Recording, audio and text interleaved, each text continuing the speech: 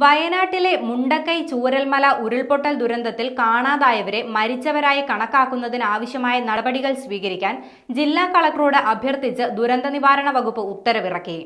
കാണാതായവരുടെ ആശ്രിതർക്ക് അർഹമായ നഷ്ടപരിഹാരവും ആനുകൂല്യങ്ങളും നൽകുന്നതിന്റെ ഭാഗമായാണ് ശുപാർശകൾ സമർപ്പിക്കണമെന്ന് ആവശ്യപ്പെട്ട് സർക്കാർ ഉത്തരവായിരിക്കുന്നത്. ഇതിനായി പ്രാദേശികതല സമിതികളും സംസ്ഥാനതല സമിതികളും രൂപവൽക്കരിക്കണമെന്നും ആവശ്യപ്പെട്ടിട്ടുണ്ട്. കാണാതായവരെ സംബന്ധിച്ച് ബന്ധപ്പെട്ട പോലീസ് സ്റ്റേഷനിൽ രജിസ്റ്റർ ചെയ്തിട്ടുള്ള എഫ്ഐആറിൽ നിന്നും വിവരങ്ങൾ ശേഖരിക്കണം. ഇത് പരിശോധിച്ച് കാണാതായവരെ കണ്ടെത്താൻ കഴിഞ്ഞിട്ടുണ്ടോ എന്ന് വ്യക്തമാക്കുന്ന പ്രത്യേക റിപ്പോർട്ട് തയ്യാറാക്കണം. ഇതിനായി village officer, panchayat secretary, station house officer എന്നിവർ ഉൾപ്പെട്ട പ്രാദേശിക സമിതികൾ രൂപവൽക്കരിക്കണം. സമിതി തയ്യാറാക്കുന്ന റിപ്പോർട്ട് ജില്ലാ ദുരന്ത നിവാരണ അതോറിറ്റി പരിശോധിച്ച് വ്യക്തമായ ശുപാർശ സഹിതം സംസ്ഥാന സമിതിക്ക് സമർപ്പിക്കണമെന്നും ഉത്തരവിൽ പറയുന്നുണ്ട്. സംസ്ഥാന സമിതി റിപ്പോർട്ടിന്റെ സൂക്ഷ്മ പരിശോധന നടത്തും.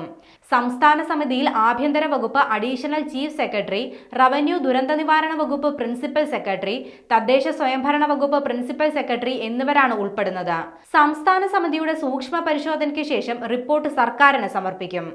ചൂരൽമല മുണ്ടക്കൈയിലുണ്ടായ ഉരുൾപൊട്ടൽ ദുരന്തത്തിൽ ഇനിയും കണ്ടെത്താനുള്ളത് 47 പേരെയായിരുന്നു. വയനാട് ജില്ലയിലെ മേപ്പാടി പഞ്ചായത്തിൽ 2024 ജൂലൈ 30 പുലർച്ചെ മുണ്ടക്കൈ, ചൂരൽമല, അട്ടമല, പുഞ്ചിരിമറ്റം എന്നിവിടങ്ങളിലാണ് ഒന്നിലധികം ഉരുൾപൊട്ടലുകൾ ഉണ്ടായത്.